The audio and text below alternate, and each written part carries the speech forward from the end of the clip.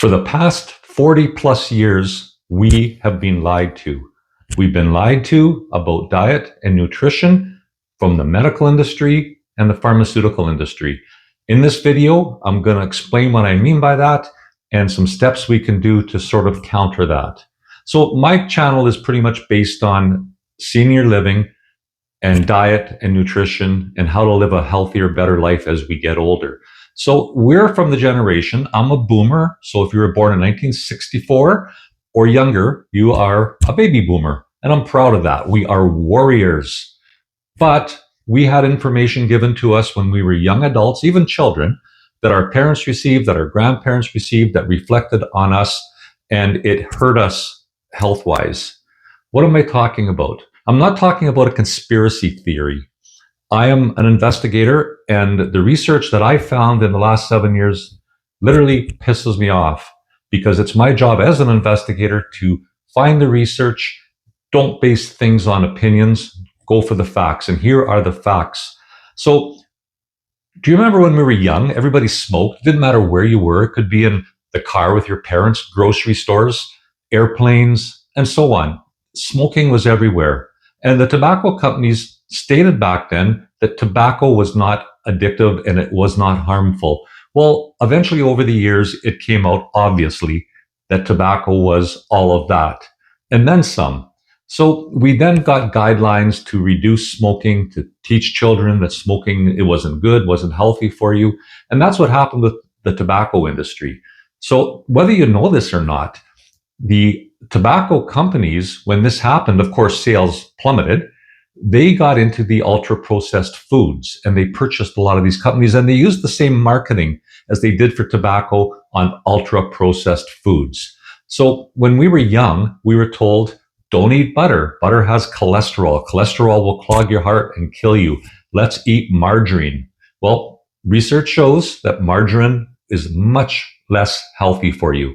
And we're back to eating butter again. Another thing was meat, so saturated fat. Doctors and pharmaceutical companies told us that saturated fat was bad and caused heart disease. Well, that too has been proven false. In fact, saturated fat, especially from animal products, is some of the best nutrients that we can put into our body. And I did the research on this, and I don't expect anybody to believe my words, what I'm saying. Do the research for yourself. But the fact is, for 40 years, we were told what we should eat and what we shouldn't eat. And the things that we were told what we should eat came from studies funded by pharmaceutical companies in a large part. The food pyramid, up until even just last year, said that grains and bread and wheat is something that we should be eating the most of. And what was on the very bottom? Animal products. Saturated fat needs to be avoided. Recently, when they redid the food pyramid, they basically turned it on its head, and it's much better. However, they still say limit the amount of saturated fat, but they really brought all the grains and the wheat all the way down to the bottom. And why does that cause so much problems for us? Because they're high in carbohydrates. So it doesn't matter if it's a piece of bread or a spoonful of sugar inside of you, it's known as, it turns into sugar. And that spikes your blood level, raises your insulin, and that's how we become insulin resistant. That's where obesity comes from, type 2 diabetes. So we were told to eat the wrong stuff. So recently we have been kind of informed that let's go back to whole foods. That's how we evolved. Let's go back 10,000 years. There was no processed foods, but there was no heart disease. There was no obesity. There was no type 2 diabetes. Or if there was, it was very, very rare. You take animals in the wild. Do you ever see an obese wolf, lion? Unless it's in captivity and we screw it up by feeding it human food, horrible human food, like we do with our pets. So yes, we've been lied to. Why do I get so upset about the pharmaceutical companies being able to fund nutrient and diet studies? Because the research that is provided, the answers that are given from these studies may or may not really help these pharmaceutical companies. Case in point, eat a bunch of sugar. Sugar is good for you. The sugar diet's great for you. It might give you diabetes, but hey, we have a pill for that, or we have a pharmaceutical for that at least. So I always get concerned when I see pharmaceutical companies funding these nutrient and diet studies. So how can we get back on track as older adults? Yes, we should have started at the age of 20. We should have questioned more, but we're from a generation where we didn't question authority. And it's not the doctor's faults. The doctors were trained this way. They're good people and they want to help us. But the information we get from the doctors comes from the top. So we were from a generation where we respected police, teachers, and doctors. We listened to doctors' advice. We listened to authority. It's not like that with young people anymore. In a lot of ways, it's probably good. They question everything. So what can we do different now as we get into our senior years? What I speak about a lot on my channel is the 4 pillars. So let's reduce our stress. Let's get really good quality sleep. Let's have exercise. And I don't even like the word exercise. Let's call it movement. Let's have some movement. Whether or not you're walking 15 minutes a day, whether you're doing a couple of push-ups once a week, whatever it is, just get your body moving. But when it comes to diet and nutrition, do your research.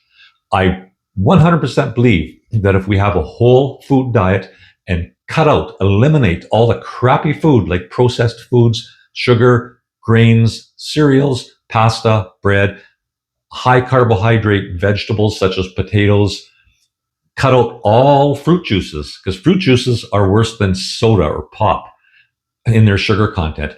The fruit and vegetables we eat today are not the same fruit and vegetables that were out 40 or 50, 100 years ago.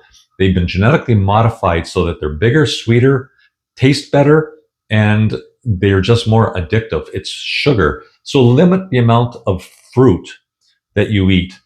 If you're a vegetarian or vegan, for compassionate reasons, I understand that. Religious, cultural reasons, I understand that too. I don't believe that is the best way to eat, but it's certainly much better than eating the standard diet that we have with carbohydrates and sugar. So carb eater, and I keep my carbs, I try to under 20 grams per day. So we can certainly take our health into our own hands. It's up to each one of us. Doctors are great. When you break your leg, if you have an infection, if you have trauma, they're great. Hospitals are great. Go to the hospital if you have an infection or if you have an ailment that's really bringing you down. But as far as your own health on a daily basis, a 10-minute visit with your doctor once or twice a year is not sufficient. You need to do your research and do what works best for you. Judge it by how you feel. Judge it by your lab results, but judge it by how you feel. So I just wanted to kind of bring that forward. And even though for the last 40 years, we may have been lied to for financial gain for big corporations, we can change it. And the way we can change it is to take each of our health into our own hands. So that's all I wanted to say today. And thanks again for listening. If you please subscribe, would appreciate that. And if you have any comments about this, leave the comments for me. I will read them all. Okay, thanks again.